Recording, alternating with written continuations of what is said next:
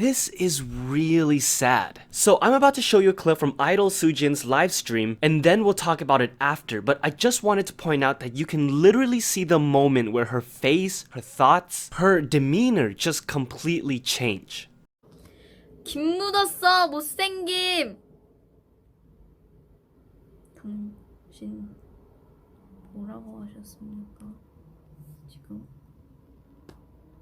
So obviously I-DLE are on the promotion rounds for Oh My God, and during a bit of their downtime, Soojin decided to go on V Live, greet fans, show off her awesome new blue hair, when all of a sudden she was taken aback by a barrage of hate comments that came flooding in. And like I said, you can see her emotionally shaken as she kept repeating to herself, "I am dumbfounded." The clip we watched was her excitedly reading a comment that said, "There's something on your face," only for her to realize that the comment ended with ugliness. And this was something, as you saw, she actually read out loud. Soon after, she just ended the live stream on a pretty quiet note. I'm assuming that she didn't get to talk to fans for as long as she wanted, because as you can see here, it seems like once she gathered herself a little, she got back on again. The title of that second one really gets you in the gut, doesn't it? Luckily, fans rushed to all of I-DLE's social media to spread love and make sure she was okay with hashtag #WeLoveSoojin. I don't really understand what prompted all of this hate toward her. Most of those people probably think they know her because of what they see on TV and online. They probably made a judgment about her character from the charisma that she oozes on stage, only to miss the human being that's behind that stage persona and that idol image. To me, off stage, she seems like one of the shyest members of I-DLE, but like I said, I don't know that, none of us know that. That contrast only further proves that we don't really know these people. I mean, who else comes to your guys' mind that is seemingly able to flip a switch on stage, but is completely different off of it? I just hope that she remembers the words that are on her arm, "Self-love is the best love," and that these other trolls' opinions and comments do not matter. You know, Naver recently removed their comment section, which is pretty funny when you see that all the haters can do now is click a little angry face. But what about a platform where idols go for the purpose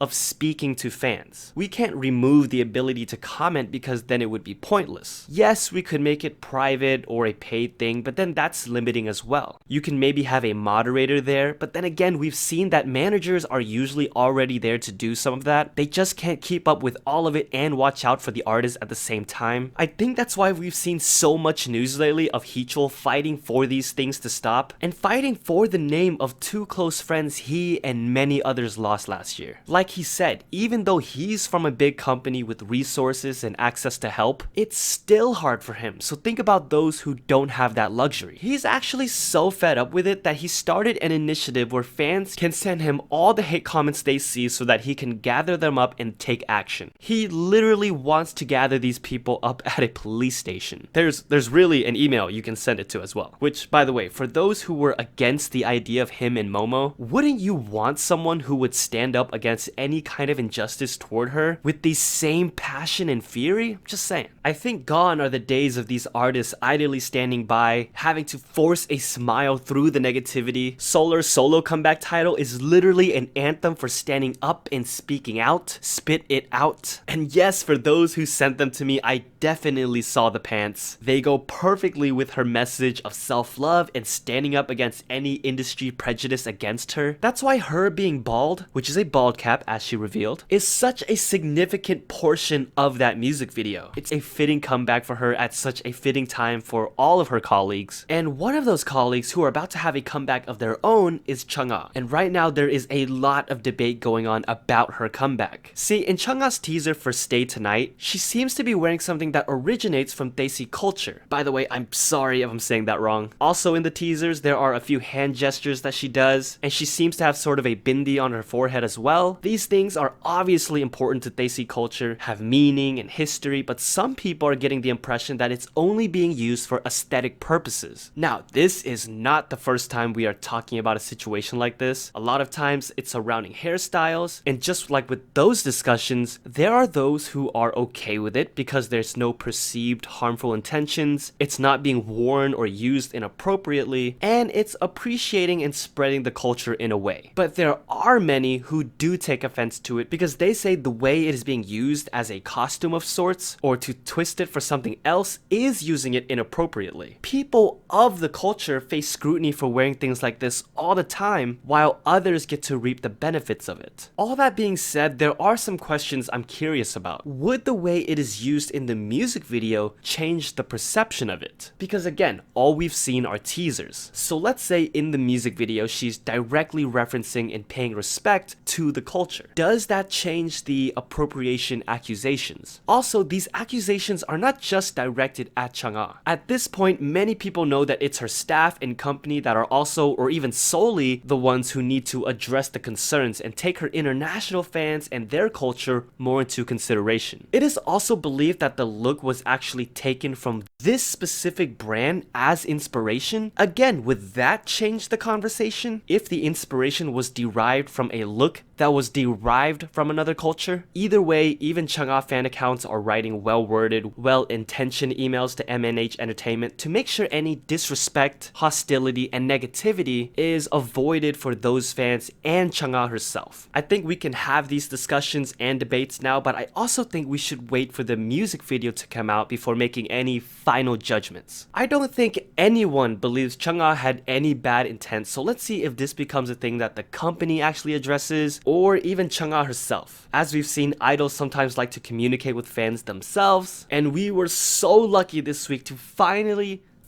get some updates from Wendy herself. It's been 4 months since her accident. The only time we've gotten an update from her was on her birthday. We know she's out of the hospital. We know she's been able to do some things here and there. Although she didn't participate in a Red Velvet signing thing because I assume her wrist was still in the process of healing. But she was able to participate in an online star chatting event with 300 selected fans. And we got so much info from her. She assured that her recovery was going well, that her family flew to South Korea to celebrate her birthday with her. She showed us the meals and snacks that her mom has been making for her. She showed us the dramas that she has been watching. She said that she tried making dalgona coffee for her sister that her sister did not drink. I'll drink it, Wendy. She even described what her hair looked like, but obviously didn't want to show it. And because she's the kind soul that she is, she even asked to extend the allotted time a bit and then ended it with some positivity that I think we all need right now. It made me so happy to see all these things. I know fans are doing fan-made concert streams like the Red Velvet ReveCon, Chen's Daycon,